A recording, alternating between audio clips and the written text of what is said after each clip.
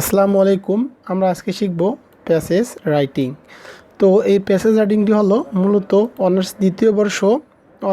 দ্বিতীয় বর্ষ compulsory English এবং ডিগ্রি তৃতীয় বর্ষ যে কম্পালসরি ইংলিশ আছে সেই কম্পালসরি ইংলিশের উপর।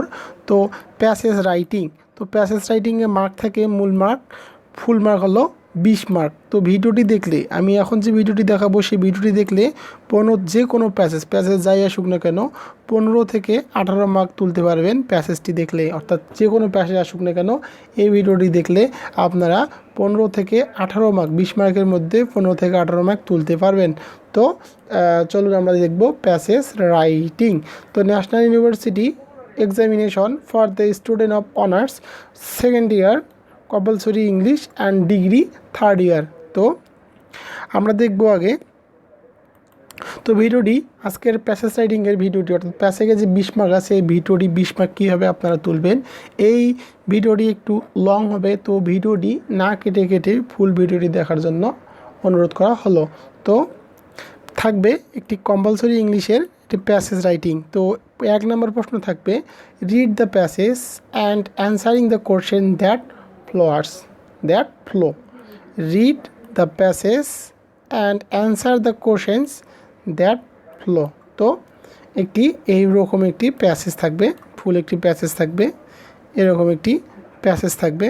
তো প্যাসেজটা আমি না পড়ি, এরকম একটি প্যাসেজ থাকবে। সাধারণত অনার্স এবং ডিগ্রিতে সাম্প্রতিক বিষয় নিয়ে প্যাসেজ দিয়ে থাকে, যেগুলো সাম্প্রতিক বিভিন্ন সমস্যা নিয়েই প্যাসেজ দিয়ে থাকে। আজকের যে প্যাসেজটি সেই প্যাসেজটি হলো করাপশন সম্পর্কে। তো প্যাসেজ রাইটিং লেখার ক্ষেত্রে প্রথমে যে প্যাসেজটি প্রশ্নের মধ্যে আসবে, যে প্যাসেজটি কমন পড়ে না, সাধারণত সাম্প্রতিক যে সমস্যা সেই সমস্যার উপর নির্ভর করেই প্যাসেজ দিয়ে থাকে। তো এই প্যাসেজটি একবার প্রথম থেকে শুরু করে শেষ পর্যন্ত ভালোভাবে পড়ে নিতে হবে এবং যতটুকু বাংলা করা যায় ততটুকু বাংলা করতে হবে। এবং মেইন যে পয়েন্টগুলো আছে, অর্থাৎ এই প্যাসেজের যে মেইন পয়েন্ট, তো দেখেন আমি প্যাসেজের মেইন পয়েন্ট কালার করে দিয়েছি। তো প্যাসেজের যে মেইন পয়েন্টগুলো থাকবে সেই পয়েন্টগুলোতে কলমের কালি দিয়ে দাগ দিতে হবে। তো আমি এখানে যেমন এরকমভাবে কালার করে দিয়েছি, এগুলো হলো প্যাসেজের মেইন পয়েন্ট। তো আমরা এখন দেখব, আমার আজকের এই ভিডিওটি হলো কীভাবে প্রশ্নগুলোর অ্যান্সার লিখতে হবে, যতগুলো 20 মার্ক যে প্রশ্ন আছে এই প্রশ্নগুলো কীভাবে অ্যান্সার লিখতে হবে এবং এর সহজ ট্রিক, এবং কীভাবে কমন না পড়লেও আপনারা সহজ ট্রিক ইউজ করে নাম্বার তুলতে পারবেন সেই সম্পর্কে আমি আজকে বিস্তারিত জানাবো। তো 1 নাম্বার যে প্রশ্ন থাকে এক নম্বরের right answer for the following question, অর্থাৎ এইভাবে প্যাসেজ রিলেটেড এইরকমভাবে 3টি প্রশ্ন দেওয়া থাকবে এবং 3টি প্রশ্নের মার্ক হলো 5। তো এই 3টি প্রশ্ন কীভাবে লিখবেন, অর্থাৎ প্যাসেজ রিলেটেড প্রশ্নগুলোর অ্যান্সার কীভাবে লিখতে হবে। তো আমি আগে প্রশ্নগুলো পড়ে নিই। এখানে প্রথম প্রশ্ন দিয়েছে হোয়াট ইজ করাপশন, 2 নম্বর প্রশ্ন why Bangladesh is corrupted country, 3 number প্রশ্ন in your opinion how can you prevent corruption. তো আমরা আগে দেখব অ্যান্সারিং কোশ্চেন লেখার নিয়মগুলো কি। 1 নম্বরের যে প্রশ্নটি থাকবে অ্যান্সারিং কোশ্চেন। তো অ্যান্সারিং কোশ্চেন লেখার নিয়মগুলো আমরা এখন শিখব। তো প্রশ্ন যে টেন্সে থাকবে উত্তর সেই টেন্সে দিতে হবে। অ্যান্সারিং কোশ্চেনের ক্ষেত্রে প্রশ্নটি যে টেন্সে থাকবে উত্তরও সেই টেন্সে দিতে হবে। তো অবশ্যই আমাদের দেখতে হবে প্রশ্নটি কোন টেন্সে আছে। প্রশ্নটা যদি প্রেজেন্ট ইনডিফিনিট টেন্সে থাকে তো উত্তরটিও প্রেজেন্ট ইনডিফিনিট টেন্সে দিতে হবে। প্রশ্নটি যদি পাস্ট ইনডিফিনিট থাকে তো অ্যান্সারও পাস্ট ইনডিফিনিটে লিখতে হবে। তো 2 নম্বর অ্যান্সারিং কোশ্চেনের যে রুল, ডু ডাস ডিড দ্বারা প্রশ্ন থাকলে উত্তর লেখার সময় ডু ডাস ডিডকে তুলে দিয়ে দিতে হবে। তো প্রশ্নের মধ্যে যদি ডু ডাস ডিড দ্বারা প্রশ্ন করা হয় এক্ষেত্রে ডু ডাস ডিডকে তুলে দিতে হবে এবং দিয়ে উত্তর লিখতে হবে। ডাসকে তুলে দিয়ে মূল ভার্বের সাথে এস বা ইএস, ডিডকে তুলে দিয়ে মূল ভার্বের পাস্ট ফর্ম করতে হবে।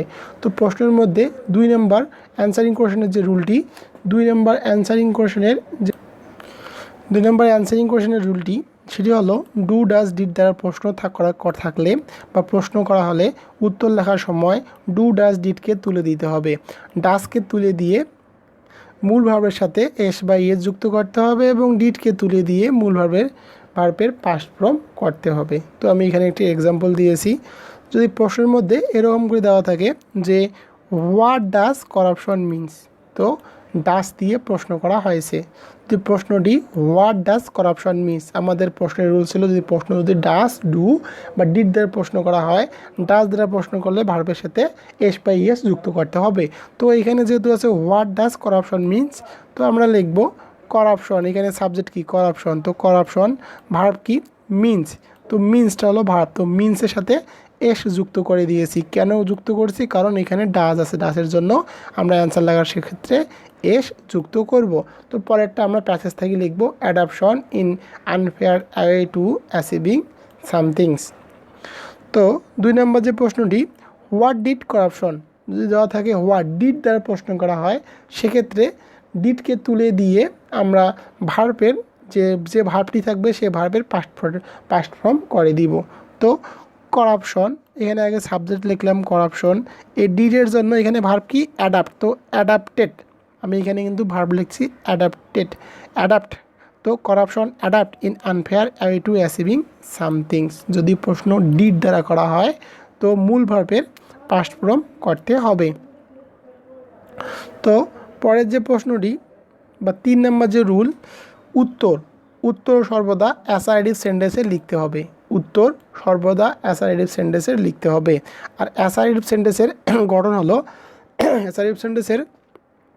গঠন হলো সাবজেক্ট প্লাস সাহায্যকারী ভার্ব, মূল ভার্ব, অবজেক্ট প্লাস বাকি অংশ। অর্থাৎ প্রশ্নের অ্যান্সার সবসময় অ্যাসার্টিভ সেন্টেন্সে লিখতে হবে ও অ্যাসার্টিভ সেন্টেন্সের গঠন হলো প্রথমে থাকবে সাবজেক্ট, তারপর থাকবে সাহায্যকারী ভার্ব, তারপর থাকবে মূল ভার্ব, তারপর অবজেক্ট প্লাস বাকি অংশ। 4 নম্বর যে রুলটি হলো প্রশ্নে সাহায্যকারী ভার্ব সাবজেক্টের আগে থাকলে, প্রশ্নের সাহায্যকারী ভার্ব সাবজেক্টের আগে থাকলে কিন্তু উত্তর লেখার সময় সাহায্যকারী ভার্ব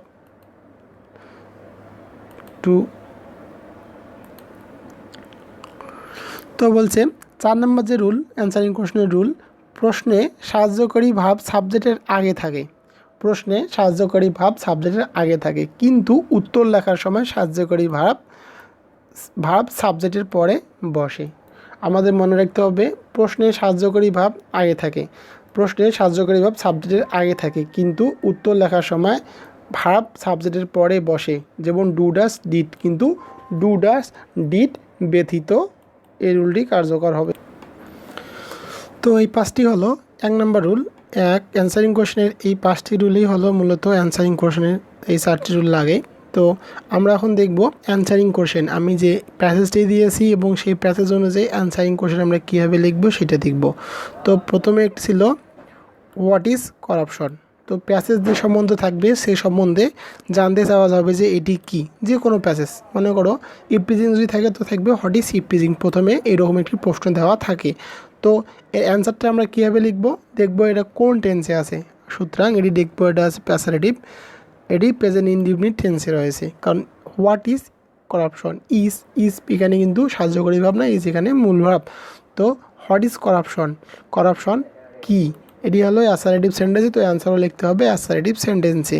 তো অ্যান্সারটি দিয়েছি করাপশন, প্রথমে হবে সাবজেক্ট, তারপর সাহায্যকারী ভাব বা সাহায্যকারী ভাব না থাকলে হবে মূল ভাব। তো corruption is the adoption is unfair way to receive something. তো আমি এই লাইনটি adoption in unfair way two receiving something, এই লাইনটি কোথায় পেয়েছি আমরা দেখব। সাধারণত প্যাসেজ কী সম্বন্ধীয় থাকে, তো উপরে একটি লাইন দেওয়া থাকে, এই লাইনটি আমি পেয়েছি প্যাসেজের উপরের লাইন থেকে। করাপশন মিনস আছে, তো করাপশন ইসে প্রশ্ন থেকে লিখব করাপশন ইসে, তারপর এই লাইনটি adoption in unfair way to achieve something, কারণ প্রশ্নের হুবহু লাইন তুলে দেওয়া যাবে না, প্রশ্ন লেখার ক্ষেত্রে হুবহু লাইন তুলে দেওয়া যাবে না, প্রশ্ন থেকে অ্যান্সারটি একটু নিতে হবে এবং প্যাসেজ থেকে কিছু অ্যান্সার নিয়ে লিখতে হবে। তো আমি লিখছি corruption is the adoption in unfair way two achieving something, পুরো লাইন লেখা যাবে না। তো 2 নম্বর প্রশ্নটি ছিল why Bangladesh is corrupted country. সাধারণত এরকমই প্রশ্ন দেওয়া থাকে, হোয়াই কারণ চাওয়া হয়।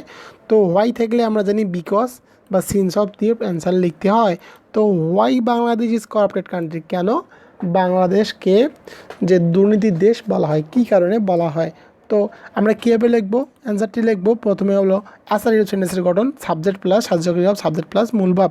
তো প্রথমে সাবজেক্ট কি বাংলাদেশ, তো লিখবো Bangladesh is a corrupted country because, কারণটা। তো এখানে লিখেছি আমি বাংলাদেশ ইজ এ করাপশন, আমি এখানে লিখেছি Bangladesh is a corrupted country, Bangladesh is a corrupted country because, কারণটা কি, because unemployment, lack of beneficial government, lack of morality, inadequacy regarding salary, political instabilities and so on.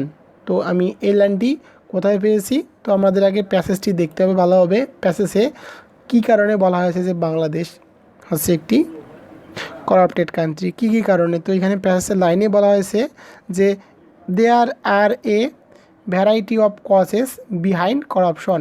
তো উপরে দেওয়া আছে Bangladesh according to your is report of transparency international, Bangladesh is among the most corrupted country on the world. তার মানে according to the report অনুযায়ী বাংলাদেশ হচ্ছে একটি corrupted country. বিকজটা কি, there are variety of causes behind corruption, এর কারণগুলো বিভিন্ন কারণ রয়েছে। তো কেন বাংলাদেশকে করাপ্টেড কান্ট্রি বলা হয়, কারণগুলো হলো আনএমপ্লয়মেন্ট মানে হলো বেকারত্ব, lack of beneficial government, lack of morality, indecency regarding salary, political instabilities and so on. তো এই লাইনটি হলো আমাদের বাংলাটাই বুঝতে হবে, ভালোভাবে প্যাসেজটি পড়ে বাংলাটি বুঝতে হবে এবং সে অনুযায়ী অ্যান্সারটি লিখতে হবে। তো why Bangladesh is corrupted country, তো Bangladesh is a corrupted country because unemployment problem, যে অ্যান্সারটি থাকবে সেই অ্যান্সারটি লিখতে হবে। সাধারণত 3 নম্বর প্রশ্নটি এরকমই থাকে, ইন ইউর অপিনিয়ন মানে তোমার মতামত কি, how can you prevent corruption, এইরকম প্রশ্ন দেওয়া থাকে, নিজের মতামত জানতে চাওয়া হয় বা তোমার মত কি। এখানে প্রশ্ন হলো in your opinion how can you prevent corruption, তোমার ব্যক্তিগত মতামতটা কি, আমরা কীভাবে প্রিভেনশন মানে করাপশনটা রুখতে পারি। তো এটি অ্যান্সারটি লিখবো দুইভাবে লেখা যায়, আগে প্রশ্নটি লিখে অ্যান্সার লেখা যায়, আবার আগে উত্তরটি লিখে প্রশ্নটি পিছনে জুড়ে দেওয়া যায়। তো সবচেয়ে ভালো হলো এরকম প্রশ্নের ক্ষেত্রে আমরা আগে কি করব, আগে অ্যান্সারটি লিখব এবং তারপরে প্রশ্নটি জুড়ে দিব।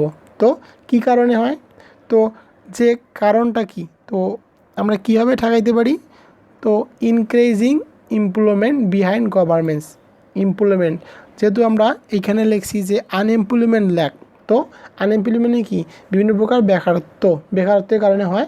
তো বলছি কীভাবে ঠেকাতে পারি, তো বেকারত্ব সমস্যা যদি আমরা সমাধান করতে পারি, এই জন্য আমি লিখেছি এখানে increasing employment on beneficial government, develop morality. তো এখানে এই প্রশ্নটা ছিল ল্যাক অফ মরালিটি মানে মরালিটির জন্য, মানে যে নৈতিকতা অবকারের জন্য। তো আমরা কী করব, ডেভেলপ আওয়ার মরালিটি, আমাদের ডেভেলপ মরালিটিটা কী করব, নৈতিকতা বৃদ্ধি করব। Public awareness and government step my opinion can prevent corruption. তো আমরা কী করব, আগে প্যাসেজটি ভালোভাবে দেখব যে কী কারণে করাপশনটা হয়। তো ওই কারণগুলোর সাথে আমরা লিখে দেবো ইনক্রিজিং বা প্রিভেন্টিং, আমি যেমন এখানে লিখে দিয়েছি increasing government and behind beneficial governments, developer morality, public awareness and government step my opinion. তারপর হবে এইখানে লিখতে হবে যে ইন ইউর অপিনিয়ন, তো my opinion can you prevent corruption. তো এইভাবেই একটু বেসিক ধারণা দিয়ে প্যাসেজ দেখে এইভাবে একটু পরিবর্তন সাপেক্ষ, সাধারণত প্যাসেজটি পুরোপুরি তুলে দেওয়া যাবে না। প্যাসেজের যে লাইনটি থাকবে সেই লাইনগুলো পরিবর্তন সাপেক্ষ, প্রশ্ন যেটি থাকবে সেই প্রশ্নটি আগে লিখতে হবে, তো প্রশ্নের সাথে অ্যান্সারটি জুড়ে দিতে হবে।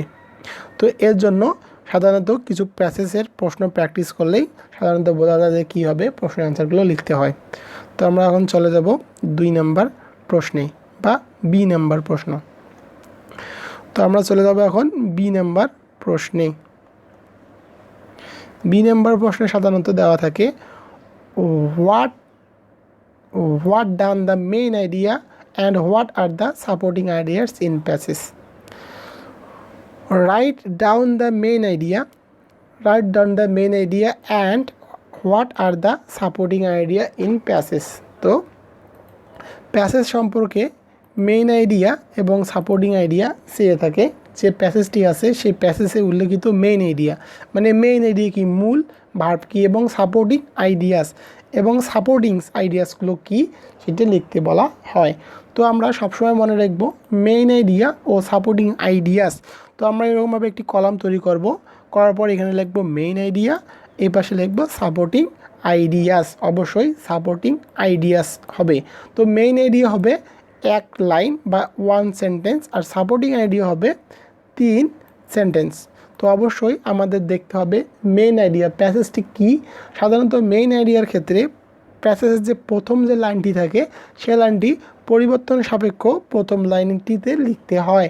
এছাড়া সাপোর্টিং আইডিয়ার ক্ষেত্রে আমরা যে মেইন আইডিয়াটি লিখব সেই মেইন আইডিয়াকে কেন্দ্র করে খুব ছোট ছোট লাইনে 3টি সাপোর্টিং আইডিয়া লিখে দেব। তো আমি এখন এখানে একটি মেইন আইডিয়ার একটি ট্রিক্স দিয়ে দেই। যদি প্যাসেজটি কোনো সমস্যা সম্বন্ধীয় হয়ে থাকে, সাধারণত মেইন আইডিয়া অনার্স এবং ডিগ্রি যে প্যাসেজটি থাকে সেটি বিভিন্ন প্রকার সাম্প্রতিক সমস্যা নিয়ে দিয়ে থাকে। তো প্যাসেজটি যদি সমস্যা সম্বন্ধীয় হয়ে থাকে তো আমরা এখানে যে প্যাসেজ যে মূল বিষয় এই প্যাসেজটি আছে কি সম্পর্কে, করাপশন সম্পর্কে। তো আমরা লিখব করাপশন ইজ এ কার্স, এটি একটি অভিশাপ। বা আমি আবারও বলতেছি, যদি সমস্যা সম্বন্ধীয় কোনো প্যাসেজ আসে সেক্ষেত্রে প্যাসেজের মেন টপিক্সটা আমরা এখানে বসাবো, দেওয়ার পর লিখব ইজ এ কার্স, এটি একটি অভিশাপ। যে কোনো মেইন আইডিয়ার ক্ষেত্রে প্যাসেজটি যদি সমস্যা সম্বন্ধীয় হয় তো আমরা এইখানে টপিক্সটা লিখব, যে কোনো টপিক্স। যদি ইপটিজিং হয় তো ইপটিজিং লেখার পর ইজ এ কোর্স আমরা এই লাইনটি জুড়ে দেব। এই লাইনটি জুড়ে দিলেই মেইন আইডিয়া হয়ে যাবে। এছাড়া যদি প্যাসেজটি অন্য কোনো সম্বন্ধীয় আসে তো প্রথম লাইন পরিবর্তন সাপেক্ষ আমরা মেইন আইডিয়াটি লিখব। এখন দেখব সাপোর্টিং আইডিয়াটা কি। তো সাপোর্টিং আইডিয়াটা কীভাবে লিখব? তো সাপোর্টিং আইডিয়া লেখার নিয়ম হলো, আমরা যদি প্যাসেজটি যদি সমস্যা সম্বন্ধীয় হয় এক্ষেত্রে এই করাপশনের কারণে বা সমস্যাটির কারণে কি আরও সমস্যা হতে পারে সেই সম্পর্কে আমরা ছোট ছোট 3টি লাইন লিখব। তো আমার এই প্যাসেজটি হলো করাপশন মানে সমস্যা সম্বন্ধীয়। তো আমি প্রথম যে লাইনটি লিখছি, adapting an unfair ways to achieving something. তো প্যাসেজের যে প্রথম লাইনটিতে ছিল সেটি লিখছি devastating problem in Bangladesh lame a nation. এখন এই কটি লাইন আমরা কীভাবে পাবো? তো আমি চলে যাই প্যাসেজে। তো প্যাসেজটি আমাদের ভালোভাবে পড়তে হবে। প্যাসেজটিতে দেখতে হবে লাইনগুলো কি। তো প্রথমে ছিল corruption means adoption in unfair way two achieving something. তো আমরা প্রথমে যে লাইনটি থাকবে সেই লাইনটি থেকে একটি সাপোর্টিং আইডিয়াস নিব। তো আমরা নিলাম অ্যাডাপশন মিন্সের পরে থেকে নিছি adoption in unfair way to achieve something. এরপর দেখব করাপশনের কারণে কি সমস্যা হয়। তো এইখানে at this moment corruption has become the most ডিভাস্টিং problem in Bangladesh. তো আমরা দিতে পারি যে ডিভাস্টিং, অবশ্যই বড় হাতের অক্ষর লিখতে হবে, ডিভাস্টিং প্রবলেম ইন বাংলাদেশ। তো according to your is problem এর নম্বর পড়ার পর আমরা যদি এগুলো পড়ি, এখান থেকে যদি আমরা চাই যে কী কারণে হয় বা সমস্যাগুলো কি হয়, এখান থেকে চাইলে আমরা যে কোনো লাইন তুলে দিতে পারি। তো আমরা দেখব মেন লাইনগুলো কি, মেন সমস্যাগুলো কি, সেই সমস্যাগুলো আমরা দেখব। তো আমরা দিতে পারি ল্যামিনেশন এটি একটি কী করে, করাপশন একটা প্রবলেম তৈরি করে, ল্যামিনেশন একটা এর মধ্যে প্রবলেম তৈরি করতে। তো আমরা এখানে দেখলে মেন লাইন হলো 3টি। এরকম প্যাসেজ থেকে মেন সমস্যা সম্বন্ধীয় 3টি লাইন আমাদেরকে, মোট কথা হলো মেইন আইডিয়া এবং সাপোর্টিং আইডিয়াস লেখার ক্ষেত্রে আমরা যদি প্যাসেজটি কোনো খারাপ সম্বন্ধীয় আসে বা কোনো সমস্যা সম্বন্ধীয় আসে তো লিখব ইট ইজ এ কোর্স। তারপর এই সাপোর্টিং আইডিয়ার যে 3টি লাইন দিতে হবে, অবশ্যই এখানে মার্ক নাম্বার দিতে হবে 1 এরকমভাবে।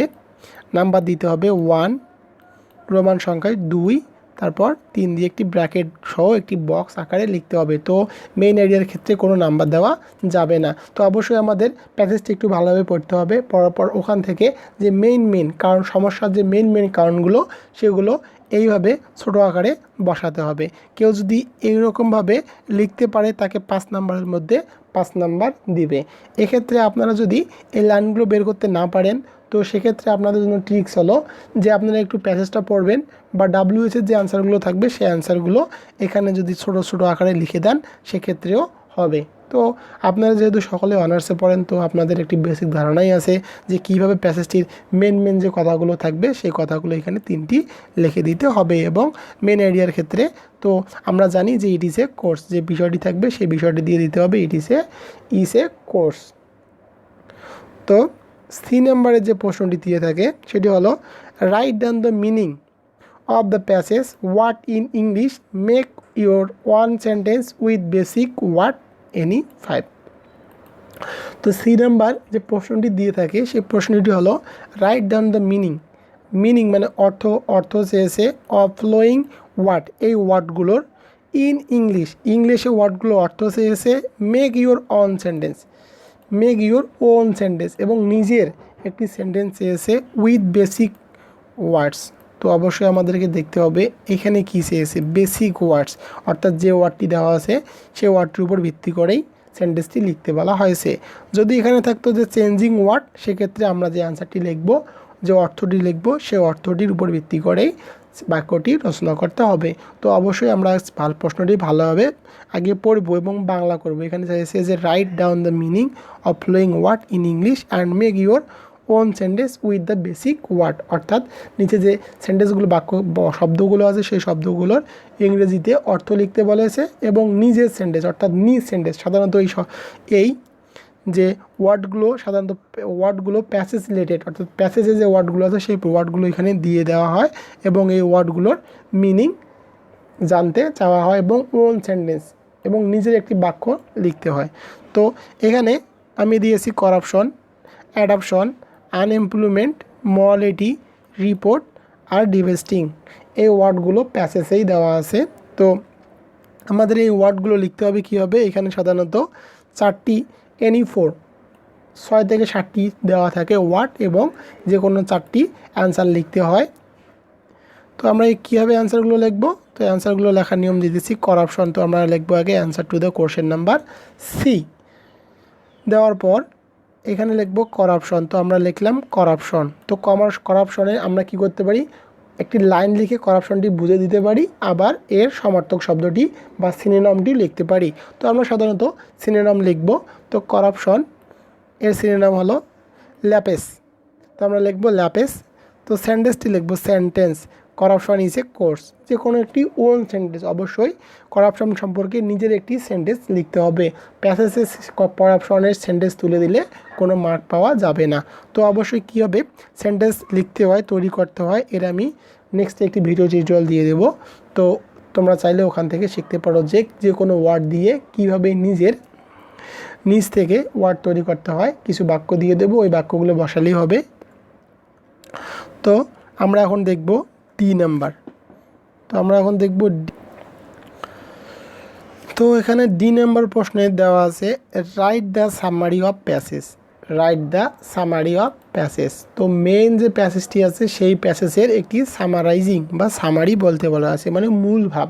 সাধারণত সাধারণত লিখতে হবে মূল লাইনের 1/3। সাধারণত যে কোনো প্যাসেজ 15 লাইনে হয়ে থাকে। এক্ষেত্রে অবশ্যই সামারি লেখার ক্ষেত্রে আমাদের 5 লাইন, সামারি লেখার ক্ষেত্রে আমরা মূল প্যাসেজ থেকে 5 লাইন লিখব, সেটি হবে নিজের ভাষায়। তো সামারি লেখার একটি সহজ ট্রিক আমি এখন আপনাদের দিব। সামারি আমাদের যে স্টুডেন্টগুলো আছে সেই স্টুডেন্টের পক্ষে নিজের ভাষায় সামারি লেখা খুবই কঠিন, তারা পারে না, বেশিরভাগ স্টুডেন্টই পারে না, আর যারা পারে তারা তো ভালো কথা। তো যারা পারে না তাদের জন্যই সামারি লেখার কৌশল কী হবে, সহজ ট্রিক ইউজ করে সামারিতে 5 নাম্বারের মধ্যে 4 নাম্বার তোলা যায়, তার সহজ কৌশল বা ট্রিক। তো সামারিতে 5টি বাক্য লিখতে হবে, সেটি হলো নিজের ভাষায়। তো কৌশলগুলো আমি দিব এখন। কৌশল, সামারি লেখার কৌশলটা কি। তো প্রথম বাক্য লিখব, from reading the passage we can say that the passage is about oblique the passage idea with, যে বিষয়টি আসবে সেই বিষয়টির নাম লিখতে হবে। প্রথম বাক্যটি লিখব, from reading the passage we can say the passage is about oblique the passage ideas with, যে প্যাসেজটি আসবে তার নাম, প্যাসেজটি যে সম্বন্ধীয় আসবে তার নামটি লিখতে হবে। বা আমরা কি করতে পারি, এই প্যাসেজটি লিখতে হবে। সাধারণত প্রথমের যে প্যাসেজটি আছে সেই প্যাসেজটি হলো করাপশন সম্পর্কে। তো আমরা লিখব, from reading the passage we can say that the passage is about corruption. তো 2 নম্বর প্যাসেজটি কি, 2 নম্বর যে বাক্যটি লিখতে হবে সে বাক্যটি প্যাসেজের প্রথম বাক্য পরিবর্তন সাপেক্ষ। প্যাসেজের যে প্রথম যে বাক্যটি থাকবে সে বাক্যটি পরিবর্তন সাপেক্ষ লিখতে হবে। তো আমরা কীভাবে প্রথম বাক্যটি পরিবর্তন করব, আমরা দেখব প্রথম বাক্য যে বাক্যটি দেওয়া আছে ওই বাক্যগুলোর সিনোনিম মানে সমার্থক শব্দগুলো দিয়ে প্রথম বাক্যটি পরিবর্তন করে লিখব। 3 নম্বর যে লাইনটি বা 3 নম্বর যে লাইনটি লিখবো সেটা কীভাবে লিখবো, অ্যানসারিং কোশ্চেন। অর্থাৎ অ্যানসারিং কোশ্চেন সাধারণত 3টি থাকে। তো অ্যানসারিং কোশ্চেনের যে 3টি অ্যান্সার আছে সেই অ্যান্সারগুলো উত্তরগুলো একসাথে মিলে লিখব। অ্যানসারিং কোশ্চেনের আমি আবারও বলতেছি, 3 নম্বর যে বাক্যটি লিখব সে বাক্যটি হলো অ্যানসারিং কোশ্চেনের যে 3টি উত্তর লিখেছি এই 3টি উত্তর একসাথে মিলে আমরা 3 নম্বর বাক্যটি লিখব। তো 4 নম্বর বাক্যটি কি লিখব, তো 4 নম্বর বাক্যটি লিখব সাপোর্টিং আইডিয়ার 3টি দিয়ে 1 লাইন। যে সাপোর্টিং আইডিয়া যে আমরা 3টি লিখেছি, তো সাপোর্টিং আইডিয়ার 3টি লাইন দিয়ে আমরা 3টি লাইন যে আছে 3টি লাইনকে আমরা 1 লাইনে তৈরি করে দিব। আর 5 নম্বর যে লাইনটি আমরা লিখব সেই লাইনটি হলো, in the conclusion it can be said that we all should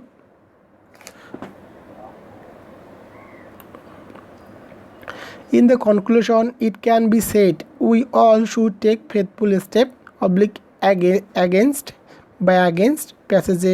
প্যাসেজের বিষয়, অর্থাৎ প্যাসেজের যে মূল বিষয় সেই বিষয়টি লিখতে হবে। অথবা আমরা 5 নম্বর লাইনটির ক্ষেত্রে প্রথম যে প্যাসেজটি থাকবে বা শেষের যে লাইনটি থাকবে সেই লাইনটি পরিবর্তন সাপেক্ষ লিখতে পারি। তো in the conclusion it can be said that we all should take faithful step for, যদি ভালো বিষয় সম্বন্ধীয় আসে তো আমরা লিখব ফেথফুল স্টেপ ফর। আর যদি বিষয়টি খারাপ সম্বন্ধীয় সাধারণত সাম্প্রতিক সমস্যা সম্বন্ধীয় আসে তো আমরা লিখব we all should take against দিয়ে বিষয়টি থাকবে সেই বিষয়টির নাম লিখতে হবে। অথবা শেষের প্যাসেজের যে পরিবর্তন সাপেক্ষ যে লাইন সেই লাইনটি লিখতে হবে। তো আমি এই প্যাসেজের আমি কীভাবে সামারাইজিং করেছি সেটি আপনাদের এখন দেখাই। তো answer to the question number 4। তো প্রথম লাইনটি আমি দিয়েছি, from reading the passage we can say that the passage about corruption. From reading the passage we can see the passage is about corruption. তো এইখানে শুধুমাত্র বিষয়টি পরিবর্তন করে দিতে হবে। এখন প্রথম লাইন পরিবর্তন সাপেক্ষ, তো আমি এখানে দিয়েছি করাপশন মিনস রিসিভিং। তো ওখানে প্রশ্নের মধ্যে দেওয়া ছিল প্যাসেজের মধ্যে প্রথম লাইনটি ছিল করাপশন মিনস, এখানে ছিল অ্যাচিভিং। তো অ্যাচিভিংয়ের আমি যে সমর্থক শব্দ ছিল এটি আমি দিয়েছি receiving. Wrongful away to achieve somethings. তো আমি এটা দেখাই। তো এখানে প্রথম লাইনটি ছিল corruption means adaption in unfair way to achieve something. তো আমি লিখেছি এখানে করাপশন মিনস অ্যাডাপশন। তো অ্যাডাপশনের আমি সমর্থক শব্দ ইউজ করেছি। আপনারা যদি সমর্থক শব্দ ইউজ করতে পারেন তো ভালো, আর যদি না পারেন তো কোনো সমস্যা নাই, যে লাইনটি থাকবে সেই লাইনটি তুলে দিবেন। তো সমর্থক শব্দ ইউজ করাই হলো ভালো। তো করাপশন মিনস অ্যাডাপশন, তো অ্যাডাপশনে আমি দিয়েছি receiving in unfair way to achieve something. তো আমি এটা দিয়ে দিয়েছি অবশ্য এই লাইনটি। তো আমি এখন পরের লাইনটি দেখব। পরের লাইনটি কি দিয়েছি, তো বাংলাদেশ। তারপর আমি দিয়েছি Bangladesh is A corrupted country because unemployment, lack of beneficial government, lack morality, political instabilities and so. তো আমি এই লাইনটি দিয়েছি WS কোশ্চেন। তো আপনারা দেখবেন WS কোশ্চেনের যে 3টি দেওয়া থাকে, 3টি প্রশ্ন থাকে, তো ওই 3টি প্রশ্নের মধ্যে অ্যান্সার লেখার ক্ষেত্রে যে প্রশ্নটি আপনার কাছে ভালো মনে হবে সে প্রশ্নের অ্যান্সারটি এখানে লিখে দিবেন। তো বাংলাদেশ এখানে আমি মনে করেছি যে এই প্রশ্নটি ভালো, তো আমি এটা এখানে লিখে দিয়েছি যে Bangladesh is corrupted country because unemployment, lack of beneficial government, lack morality, political instabilities and so. তো তারপরে আমি বলেছিলাম যে মেইন আইডিয়া, যে আমরা 3 নম্বর যে লাইনটি লিখবো সাপোর্টিং আইডিয়াটি এখানে লিখে দেব। তো সাপোর্টিং আইডিয়ায় প্রথমে ছিল devastating problem in Bangladesh and lame a nation. তো আমরা করাপশনটার ক্ষেত্রে আমরা এখানে করে দেবো ইট মানে ইহা, সবগুলোর ক্ষেত্রে লিখবো ইট মানে ইহা। তো it is the devastating problem in Bangladesh and lame a nation, অর্থাৎ আমি মেইন আইডিয়া যেটি ছিল মেইন আইডিয়াটি এখানে, সাপোর্টিং আইডিয়াটি যেটি ছিল সেই সাপোর্টিং আইডিয়াটি এখানে লিখে দিয়েছি। তো 3টি সাপোর্টিং আইডিয়া থাকে, তো 3টি সাপোর্টিং আইডিয়ার ক্ষেত্রে আপনাদের ইচ্ছা মতো যে কোনো 2টি সাপোর্টিং আইডিয়া তোমরা এখানে বা আপনারা এখানে পরিবর্তন সাপেক্ষ লিখবেন।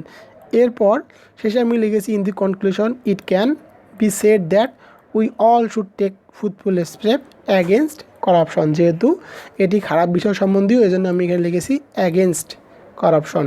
তো আমি আবার বলতেছি, প্রথম লাইনটি এই লাইনটি লিখতে হবে, দ্বিতীয় লাইনটি প্রথম লাইন সাপেক্ষ যে লাইন সেই লাইনটি এখানে আমি লিখেছি।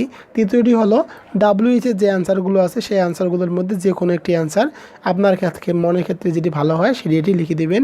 এরপর সাপোর্টিং আইডিয়াস, অর্থাৎ সাপোর্টিং আইডিয়াস যে থাকে সেই সাপোর্টিং আইডিয়াসটি আপনি একটু পরিবর্তন সাপেক্ষ মানে ইট ইজ দিয়ে সাপোর্টিং আইডিয়াটি এখানে লিখে দেবেন। এরপর শেষের লাইনটি এখানে দিয়ে বসে দিবেন যে it in the conclusion it can be said that we all should take faithful against. যেহেতু খারাপ বিষয় সম্পর্কে এই জন্য আমরা লিখবো এখানে অ্যাগেনস্ট। আর যদি ভালো বিষয় সম্পর্কে হয় যে লাইনটি আছে সেই লাইনটি এখানে বসে দিব। তারপরে আমি মূল বিষয়বস্তু দিলাম করাপশন। তো এই লাইনটি অবশ্যই এরকম করে লিখতে হবে।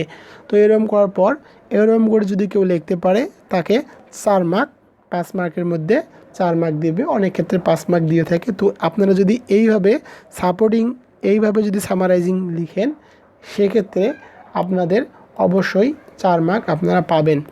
এই ট্রিক্সটি ফলো করে আপনারা অবশ্যই লিখবেন, লিখলে আপনারা সামারাইজিংয়ে 5 মার্কের মধ্যে 4 মার্ক পাবেন। এরপর একটি এক্সট্রা কোশ্চেন আছে, এক্সট্রা কোশ্চেন এই প্রশ্নটি গত 2 বছর থেকে দেয়নি। তো এবছর আশা করা যায় এই প্রশ্নটি আসতে পারে বা আসার সম্ভাবনাই বেশি। তো এক্সট্রা কোশ্চেন নাম্বার কোশ্চেনে থাকে কোনো প্রতি বছর যেটা নাম্বার প্রশ্ন দিয়ে থাকে না, কোনো বছর নাম্বার প্রশ্ন দেয়, আবার কোনো বছর দেয় না। তো এই বছর নাম্বার প্রশ্ন আসার সম্ভাবনা অনেক বেশি। এটি প্রশ্ন দেওয়া থাকে what is the keyword in the first oblique last sentence of this passage, how can it help you understand the meaning of this sentence? তো এখানে চাওয়া হয় যে হোয়াট ইজ দ্য কিওয়ার্ড কি ইন দ্য ফার্স্ট সেন্টেন্স, হয় first সেন্টেন্সে দেওয়া থাকবে বা লাস্ট সেন্টেন্স দেওয়া থাকবে, যে কোনো একটি সেন্টেন্স দেওয়া থাকবে। যদি ফার্স্ট সেন্টেন্সটি থাকবে তো ফার্স্ট সেন্টেন্সটি আমাদের ফার্স্ট বাক্যটি আমাদের দেখতে হবে, যদি লাস্ট সেন্টেন্স চাওয়া হয় তো লাস্ট সেন্টেন্সটি আমাদের দেখতে হবে।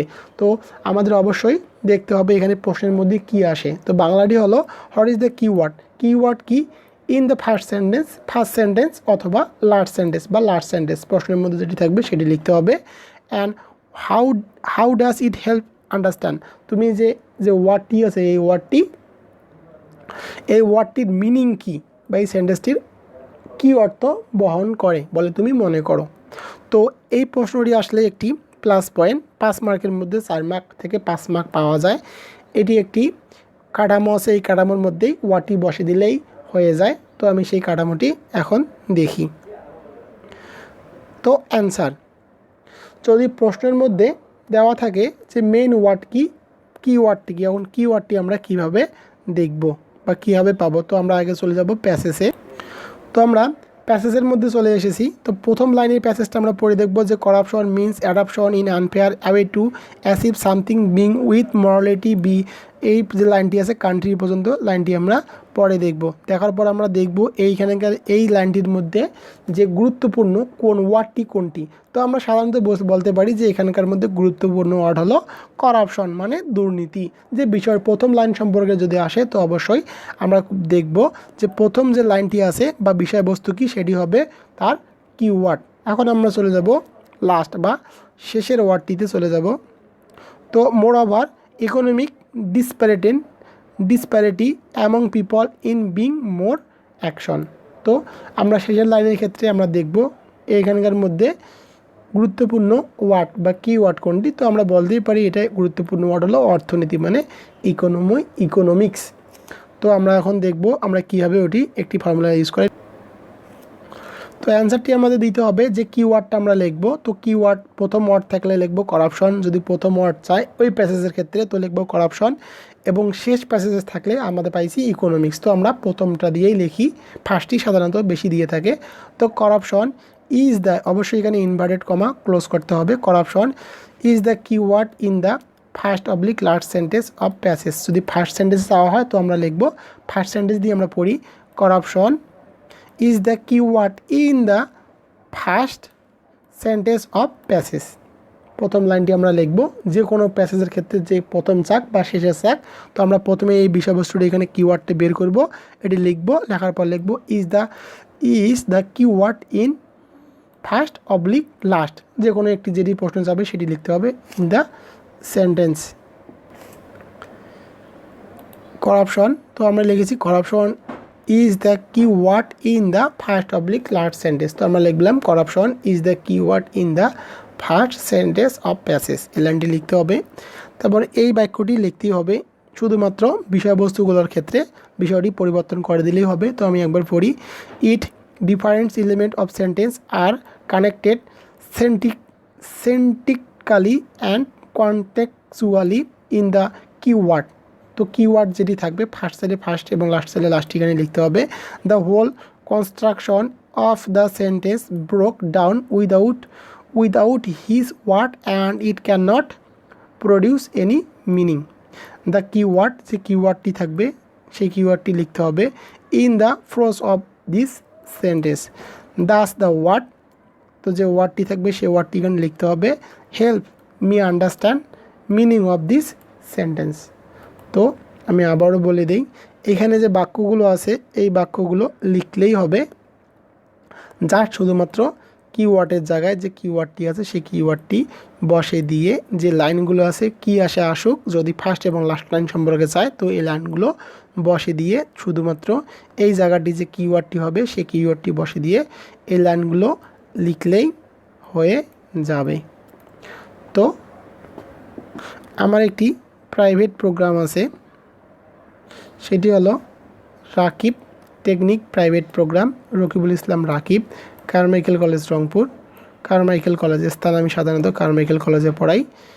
যোগাযোগ 01533966418, 01533966418। আমার ফেসবুক পেজ হলো www.facebook.com/রকিবুল24। অর্থাৎ আপনারা যদি কারমাইকেল কলেজের আশেপাশে থাকেন তো আমার কাছে কারমাইকেল কলেজে আমার ইংলিশ যে অনার্সের যে কম্পালসরি ইংলিশটি আছে সেই কম্পালসরি ইংলিশটি মাত্র 2 থেকে 3 মাসের মধ্যে আমি কভার করে দিয়ে থাকি, এবং কিভাবে এই সাবজেক্টে পাশ করতে হবে তার সহজ ট্রিকগুলো দিয়ে থাকি। তো আপনারা যদি আমার কাছ থেকে প্রাইভেট পড়তে চান খুব অল্প মূল্যে তো আমার এই নাম্বারে যোগাযোগ করতে পারেন বা আমার ফেসবুক পেজে আমাকে SMS করতে পারেন। তো আমি আজকে যে বিষয়টি আপনাদের সাথে শেখাইলাম সেটি হলো অনার্সের প্যাসেজ রাইটিং। তো অবশ্যই যদি ভিডিওটি আপনাদের ভালো লেগে থাকে তো অবশ্যই ভিডিওটিতে লাইক দিবেন, এবং আপনাদের যদি উপকারে এসে থাকে তো আপনাদের ফ্রেন্ডের সাথে শেয়ার করবেন যে রকিবুল24 চ্যানেলে অনার্স দ্বিতীয় বর্ষের যে ইংলিশ সিলেবাসটি আছে তার সকল ভিডিও আকারে দিয়েছেন উনি। তো আপনারা অবশ্যই ভিডিওটি শেয়ার করবেন, লাইক করবেন এবং কমেন্টস করবেন, এবং আমার কাছে প্রাইভেট পড়তে চাইলে নিচে নাম্বার দেওয়া আছে, নাম্বারের সাথে যোগাযোগ করতে পারেন। তো আশা করি ভিডিওটি আপনাদের উপকারে আসতে পারে। আসসালামু আলাইকুম।